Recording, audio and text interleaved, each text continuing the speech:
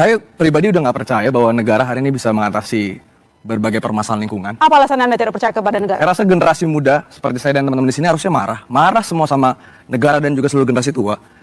Kritik pedas oleh Ferdian, anak muda yang sangat berani, kepada Bapak Presiden Jenderal Haji Prabowo Subianto. Tapi tenang saja, Pak Prabowo orangnya nggak pendendam, orangnya nggak emosian, tenang, tidak akan dipidana kok. Assalamualaikum warahmatullahi wabarakatuh, teman-teman para subscriber rahimakumullah, selamat pagi semuanya dimanapun Anda berada. Teman-teman, reaction kali ini kita akan mereaction video seorang pemuda yang sangat berani dan tegas mengkritik pemerintahan Presiden Bapak Jenderal Haji Prabowo Subianto. Tidak berlama-lama, kita saksikan, inilah dia videonya. Selamat menyaksikan.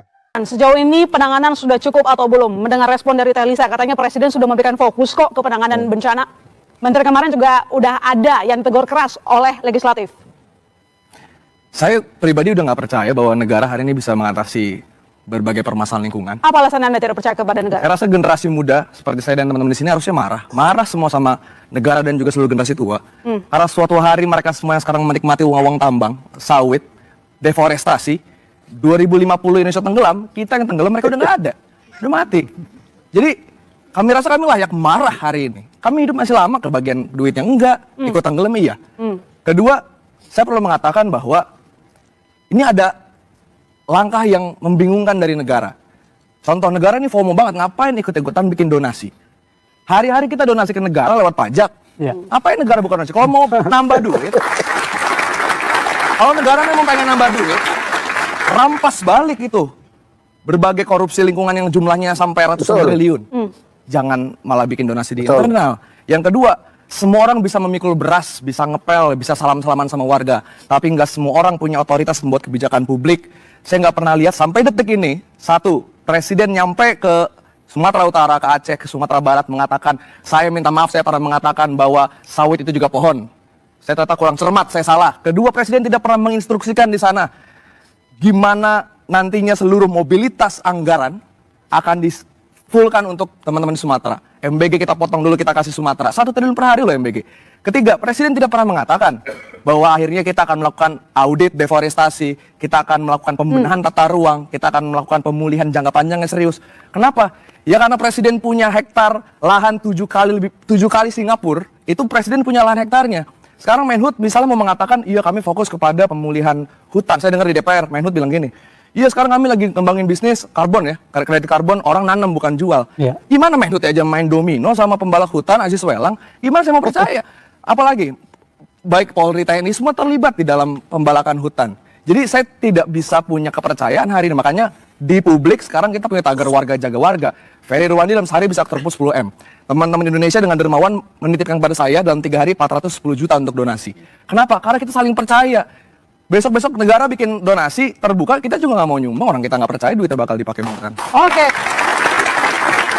Menurut versi dari Ferdian, rakyat sudah tidak percaya. Respon Presiden tampaknya dianggap kurang tepat. Sebenarnya Presiden serius nggak sih nanggapin soal bencana dan kritikan dari publik?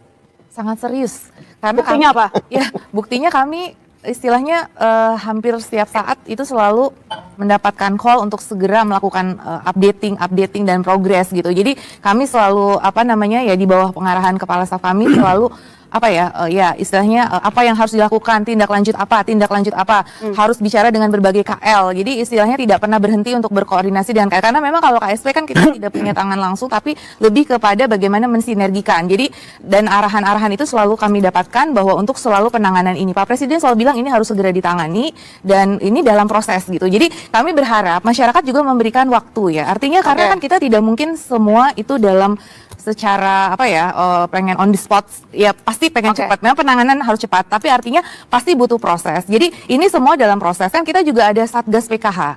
Kan keseriusan itu sejak Agustus 2025 juga kita sudah ada Satgas PKH itu, penertiban kawasan hutan, dan di situ sudah banyak case-case yang diungkap. Kami juga setiap hari menerima pengaduan dari masyarakat kalau ada permasalahan di hutan. KSP juga misalkan membuka ruang pengaduan masyarakat. Kita ada tim khusus untuk pengaduan masyarakat. Jadi sebenarnya itu bisa kita early warning ya. Tapi memang karena kami juga kebetulan baru 1-2 bulan ini, jadi tapi sepengetahuan kami itu terus ada pengaduan masyarakat itu. Jadi artinya bahwa kami juga membuka ruang-ruang untuk itu. Tapi memang mungkin butuh proses ya. Dalam arti kan karena ini semua sudah bergerak. Gakum Kehutanan kemudian sedang menginvestigasi, Kementerian Lingkungan Hidup sudah memanggil, Kementerian Kehutanan juga sudah melakukan aksi-aksinya gitu. Jadi memang itu semua membutuhkan waktu dan tentu kerjasama semua pihak. Jadi kami menerima positif masukan-masukan ini, tapi itu tadi akan kita tindak lanjuti secara bertahap seperti itu. Oke, ditindaklanjuti secara bertahap kok katanya Ferdian. Serius katanya Presiden. Kalau cuma mau nerima laporan, Bu, itu Wapres juga bikin laporan Mas Wapres. Tapi kan nggak ada signifikansi juga buat publik. Kalau benar-benar istana pengen mendengar apa yang menjadi harapan publik, statuskan bencana nasional untuk bencana Sumatera. Karena dengan begitu kita akan tahu standing point dari negara adalah berpihak kepada korban, berpihak kepada generasi muda yang kita pengen hidup tidak dengan tenggelam. Karena dengan bencana nasional, pertama kita akan bisa menjamin komitmen negara untuk tadi mobilitas anggaran, pembenahan tata ruang, pemulihan jangka panjang serius, audit deforestasi, mengadili seluruh pengusaha nakal, aparat nakal, politisi nakal, pejabat nakal, kepala dinas nakal yang terlibat dalam deforestasi ini. Jadi rasa-rasanya hari ini nggak bisa, Bu, dibilang nunggu. Saya nih, teman-teman saya nih ada yang besok lusa saya Senin ke Aceh Tamiang. Di sana mereka ini udah kelaparan, ada yang 7 hari nggak makan. Kotanya udah kayak kota zombie. Tapi Zulhas datang ke sana, Prabowo datang ke sana. Yang direkam kan tempat-tempat yang kelihatannya orang salam-salaman aja. Nggak direkam tempat orang bermandi lumpur, tiap hari badannya nggak punya pakaian pengganti, dan mereka kelaparan, malam-malam nggak ada lampu. Itu yang negara tidak berikan optiksnya. Negara cuma salam-salaman doang. Kenapa sih, Bu, itu nggak ada bencana nasional? Kenapa nggak diterapkan bencana nasional? Sekarang muncul terminologi baru ya, prioritas nasional. Ya, jadi artinya tentu kita dalam menetapkan itu kan ada pertimbangan-pertimbangan.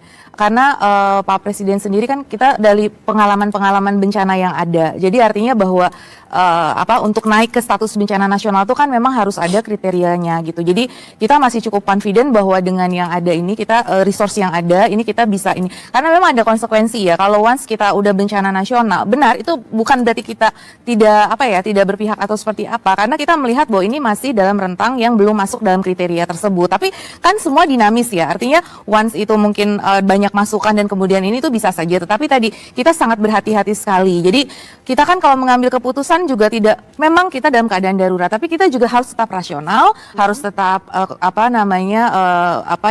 tenang gitu, dalam arti bahwa ya kita karena gini, untuk bencana nasional itu sendiri itu kan nanti akan ada konsekuensi ya, yang mungkin itu harus kita pertimbangkan, seperti nanti bagaimana adanya bantuan-bantuan asing misalkan seperti itu kan. Jadi banyak sekali tawaran kepada kita once itu bencana nasional, itu kan apakah Indonesia mampu atau tidak, terus nanti apakah akan menerima bantuan asing. Nah, itu banyak rentetannya seperti itu. Jadi kenapa, Bu, toh BUMN juga sekarang boleh dimasukin asing, kenapa bantuan untuk bencana Sumatera nggak boleh masukin asing?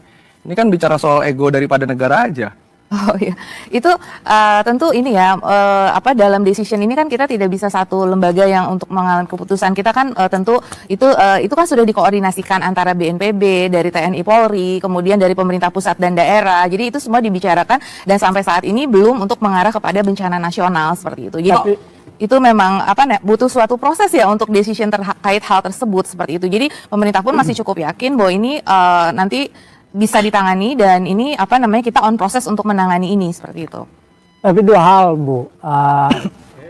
Mengapa pemerintah begitu gagap, dan kita juga setuju tadi, memang agak susah untuk kita percaya. Satu, kalau kita cek politik anggaran terutama untuk konteks BNPB, itu kan nggak sampai 500 miliar, Bu, untuk tahun 2026.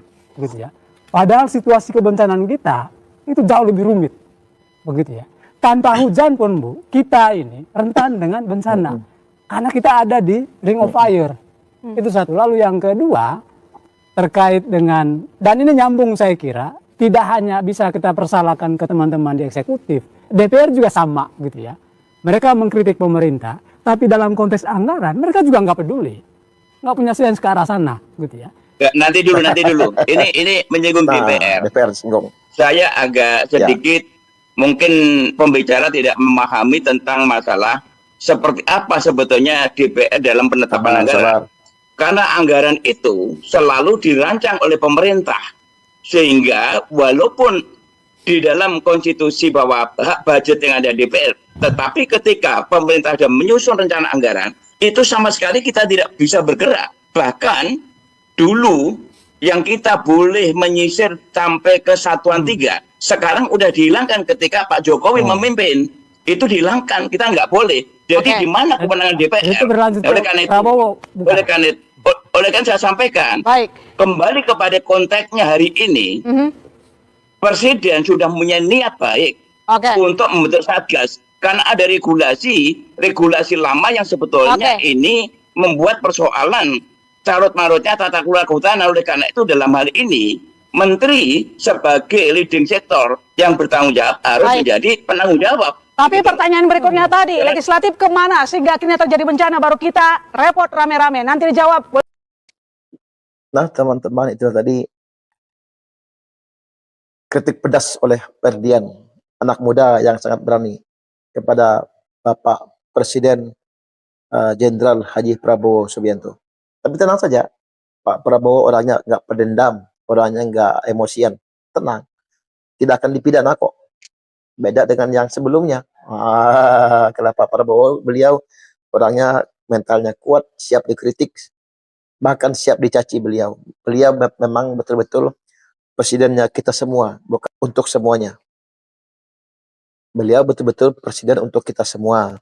Jadi siapapun boleh mengkritik beliau, memberikan masukan-masukan kepada beliau. Beliau tidak pendendam orangnya. Bapak Presiden Jenderal Haji Prabowo Subianto ini orangnya baik kok. Demikianlah pemirsa, teman-teman, rahimakumullah, proses kabar dimanapun berada. Reaction kita kali ini semoga bermanfaat. Jangan lupa, bagi yang belum tekan tombol subscribe dan loncengnya, silakan dipersilakan. Semoga bermanfaat. Wassalamualaikum warahmatullahi wabarakatuh.